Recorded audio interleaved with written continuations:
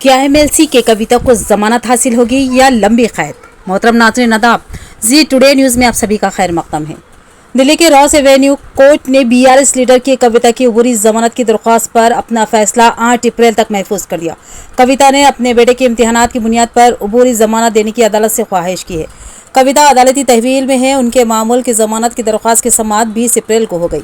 दिल्ली शराब मामले में ED ने उन पर साउथ ग्रुप का अहम रुकन होने का इल्ज़ाम आयद किया, जिस पर MLC कविता ने ED के इल्ज़ामात और उनकी हिरासत को लेकर मीडिया नुमाइंदों से वजाहती बयान दिया और बताया कि उन पर ED की जानिब से लगाए गए इल्ज़ाम सरासर लक़ूब व बेबुनियाद और सियासी मुहरिकात पर मबनी है।